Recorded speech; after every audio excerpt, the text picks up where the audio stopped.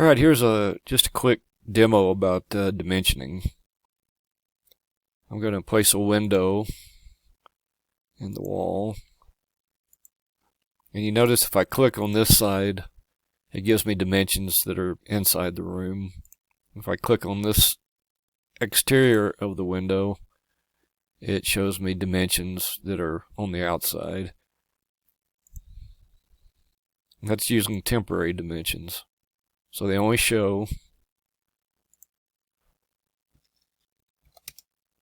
when I need them to show. If I'm not doing anything with this window, I don't have dimensions attached to it. So I can come in here and I can place a couple of cabinets. And let's say I want this one to be 5 feet from this wall over here. So I can enter 5 feet. And if these cabinets don't need to change size, I can just bump this one into it. So this one is going to be 7 feet from this wall over here. Here I've got dimensions set to locate casing on the window. I wouldn't normally do that, but that's the way they're set up. So if I want to move these cabinets around,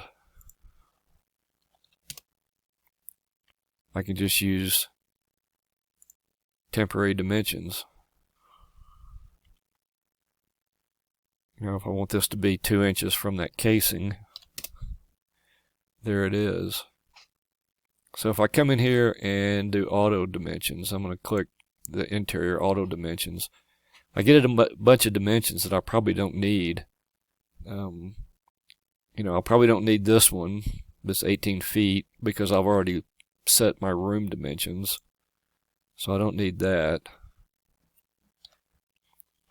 And I know that, you know, this 11 feet 1 inch, I've already set my walls. Now if I want to move this wall, walls work just like anything else. I can come in here and I can make this 11 feet. I can do the same thing with this over here.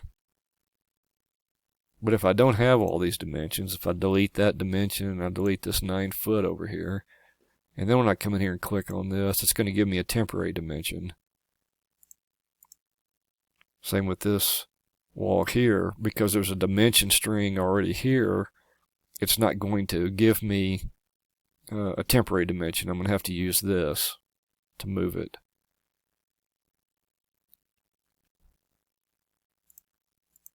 So if I select that and I delete that, I click this wall, it's going to give me a temporary dimension here that I can just click on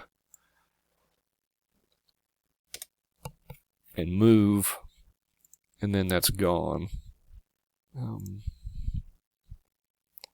if I do, I'm going to do auto interior dimensions again, and I'm going to add a cabinet. Stick another cabinet in here. So now this dimension string, and of course you can make these numbers smaller, they don't have to be this big, but now this dimension string doesn't pick up this cabinet. So I've got to take this little deal here and bring it over and pick up the corner of that cabinet, and now it shows. But now I've still got all these dimensions in here that are kind of a mess. You know, I can zoom in and see what they are. Or I can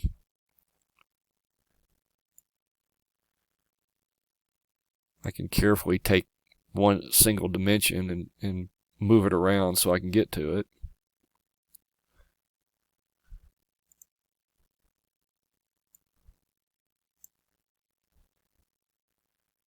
But as I'm doing a layout, I don't think I need that. I think that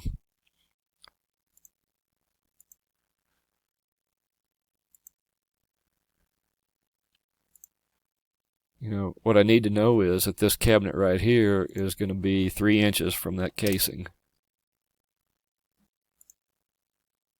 And then maybe I want this one, I can just center that on that cabinet right there. I can take this cabinet and bump it over there.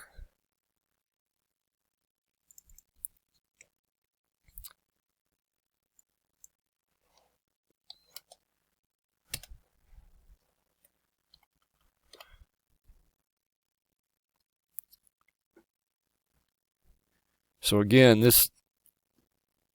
I open up a lot of user plans, and having all these dimensions just drives me nuts.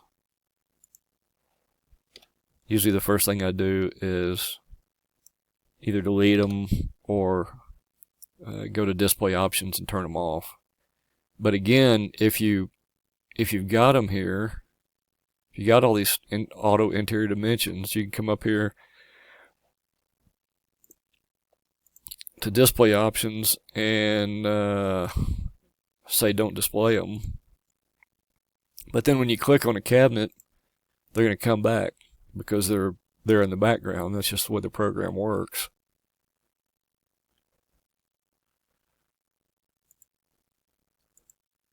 So I can go over here and delete them, and then I'm back to using temporary dimensions.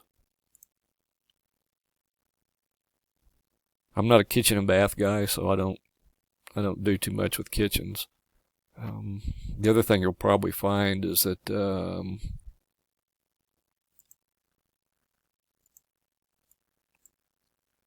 you'll want to do dimensions and elevations,